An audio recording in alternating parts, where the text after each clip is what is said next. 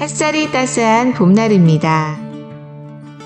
어스틴 주님의 교회 매일 말씀 묵상으로 하루를 시작하시는 여러분들을 환영합니다.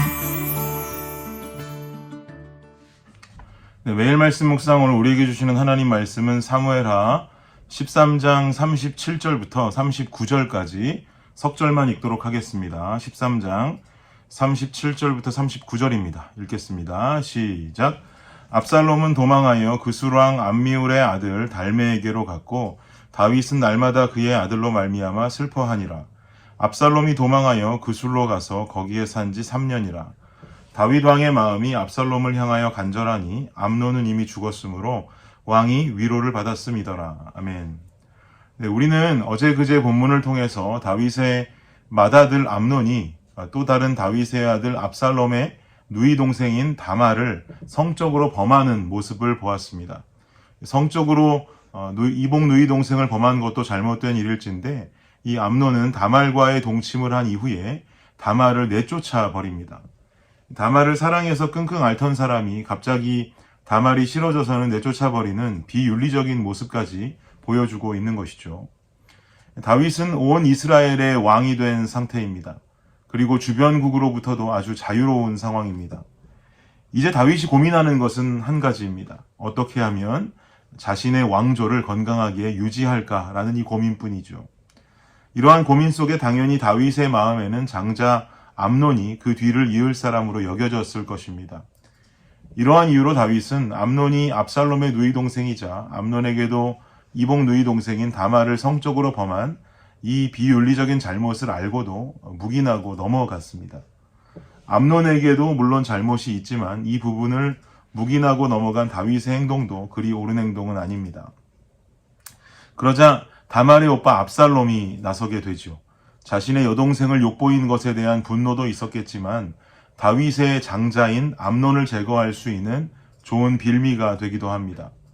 압살롬 본인이 다윗의 후계자가 되기 위해서는 늘 큰 형인 암논이라는 존재는 제거하고 싶은 눈의 가시가 되었겠죠. 결국 압살롬은 암논을 죽일 기회를 잡으려고 2년여를 기다려서 암논을 죽이게 됩니다. 압살롬이 암논을 죽인 이 사건은 동생이 큰 형을 죽인 사건으로만 끝나지를 않고 장자가 사라진 다윗 가문에 앞으로 일어날 왕좌를 향한 혈투가 계속될 것임을 무언에 암시하고 있는 장면이라고도 볼 수 있겠습니다. 그리고 오늘 본문을 통해 말하고 있는 것은 형을 죽인 압살롬은 자기 외할아버지인 그술 왕의 땅으로 들어가서 3년을 지내게 되는 이야기를 전하고 있습니다. 저는 오늘 본문 37절에 먼저 좀 집중하기 원하는데요. 37절 다시 한번 우리 읽어볼까요? 시작.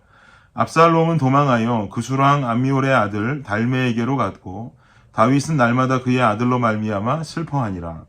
압살롬은 그술 땅으로 도망가게 되고요. 그 뒤에 이어지는 하반절로 기록하기를 다윗은 날마다 그의 아들로 인해서 슬퍼했다라고 기록합니다.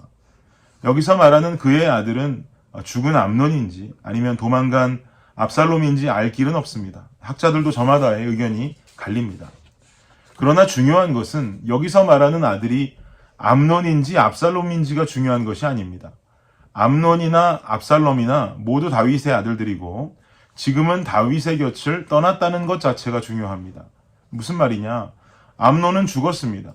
죽었기 때문에 다윗 곁에 있을 수 없이 떠나버린 존재가 되었습니다. 압살롬도 자신이 지은 죄로 인해서 다윗의 곁을 떠나 있는 상태입니다. 도망가 있습니다. 그술 땅에서 3년을 살고 있습니다. 다윗의 슬픔에 있어서 중요한 것은 암논이냐 압살롬이냐가 아니라 어떤 아들이든지 누이 동생을 성적으로 범한 죄를 저지르고 죽어버린 아들이든지 자신의 이복형을 죽인 죄를 저지르고 달아난 아들이든지 사랑하는 아들이 어떤 아들이든지 그 사랑하는 아들이 자신의 곁을 떠나버렸다라고 하는 것이 더 중요한 포인트가 될 것입니다. 마치 신약에서 예수님 말씀하시는 돌아온 탕자의 비유와도 흡사하죠. 아버지의 재산을 가지고 집을 나간 아들이 아버지로부터 받은 재산을 모두 탕진하고 방황 끝에 아버지 집으로 돌아오게 됩니다. 그랬더니 아버지의 반응이 어땠습니까? 누가복음에 말씀하기를 아버지는 종들에게 이르되 제일 좋은 옷을 내어다가 입히고 손에 가락지를 끼우고 발에 신을 신기라. 그리고 살찐 송아지를 끌어다가 잡으라. 우리가 먹고 즐기자. 이 내 아들은 죽었다가 다시 살아났으며 내가 잃었다가 다시 얻었노라 하니 그들이 즐거워하더라.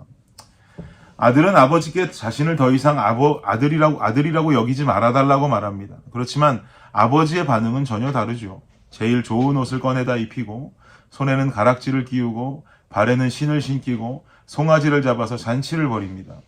이렇게 하는 이유를 뭐라고 말하고 있습니까? 내 아들이 죽었다가 다시 살아났고 잃었다가 다시 얻게 되었기 때문이다 라고 성경은 기록합니다. 이것이 바로 아비의 마음이죠. 죽은 아들이 돌아올 수만 있다면, 떠나간 아들을 되찾을 수만 있다면, 어떤 죄가 있다 할지라도, 어떤 잘못이 있다 할지라도 그 잘못과 죄를 고백하고 돌아오는 내 아들을 외면하지 않고 끌어안고 기뻐할 수 있는 것이 바로 아버지의 마음입니다. 오늘 본문 마지막 절에도 이와 비슷한 이야기가 등장하죠. 제가 세 번역으로 39절을 읽어드리겠습니다. 그러는 사이에 다윗 왕은 암논을 잃었을 때에 받은 충격도 서서히 가라앉았고 오히려 압살롬을 보고 싶어 하는 마음이 점점 간절해졌다. 장자를 죽인 죄를 범한 압살롬이 돌아오기를 속히 바라고 있습니다. 아버지 된 다윗의 마음이 죽은 아들은 어쩔 수 없이 마음에 묻어야 하는 것이고 자신을 떠난 아들이라도 돌아오기를 바라는 간절한 마음이 있었던 거죠. 인간의 아버지 된 마음도 이러한데 우리를 죽기까지 사랑하신 하나님 아버지의 마음은 과연 어떨까요? 죄로 인해서 자신과 멀어진 아들과 딸을 바라보면서 흘리실 눈물, 그리고 오늘도 여전히 돌아오라고 손 내밀고 계시는 하나님 아버지의 마음을 외면하지 않는 우리가 되기를 예수님의 이름으로 축복합니다. 초등학생 자녀들을 키우시는 집들은 매일 아침 전쟁을 치르실 거라고 생각합니다. 미국은 초등학생 등교 시간이 7시 반이죠. 그래서 아이들을 깨워서 등교시키려면 꽤나 이른 시간에 아이들을 깨워야 됩니다. 그런데 매일 아이들이 매번 잘 일어납니까? 다른 집은 몰라도 저희 집은 그렇지 않습니다. 그러다 보면 아이들이 짜증내고 안 일어난다고 심지어 발길질까지 해대고 하다 보면 아침마다 전쟁이 일어납니다. 너무 심하게 아이들이 짜증을 내면 학교 가는 차 안에서 아빠의 잔소리를 듣게 됩니다. 너희들이 이렇게 하면 학교에 지각하게 된다. 지각하면 선생님이 싫어하신다. 너희를 깨우는 엄마 아빠의 마음도 헤아리면 좋겠다. 엄마 아빠라고 쉽겠느냐 라고 하면서 별소리를 다 하게 되죠. 잘 기억해보면 마치 30년 전에 우리 부모님이 등교하기 위해서 기상하던 제기하시던 말씀 같기도 했습니다. 그렇게 잔소리하다가 학교 앞에 내려주고 들어가는 뒷모습 보면 또 괜히 짠하고 미안하죠. 애들도 힘들 텐데 뭐 그렇게 잔소리했나 싶습니다. 잘못은 지들이 해놓고 그리고 혼날 만도 했는데 그런데도 혼을 내고 학교에 들여보내는 아빠의 마음은 늘 무거운 것이죠. 어떤 마음이 드냐면 얼른 학교 시간이 되면 아이들 다시 만나서 안아주고 이뻐해줘야겠다라는 생각이 가득해지곤 합니다. 인생을 살면 잘못하며 살아갈 때 있습니다. 죄에 빠져서 허우적거릴 때 있습니다. 말씀으로 잔소리 들을 만하고 심지어 하나님께 혼이 나도 쌀 만큼 죄 지으며 살 때 있습니다. 그러나 우리를 바라보시는 하나님의 마음은 그래도 얼른 죄를 버리고 돌아오기를 원하십니다.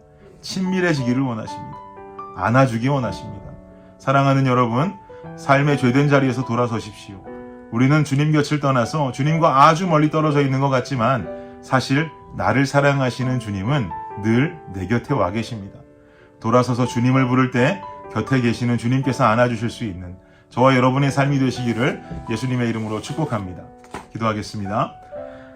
하나님 감사합니다. 삶에 때때로 유혹이 다가오고 죄된 모습이 드러나려 할 때마다 하나님 얼른 그 자리에서 돌아서 곁에 계신 주님의 이름을 부르는 우리가 되게 하여 주시옵소서.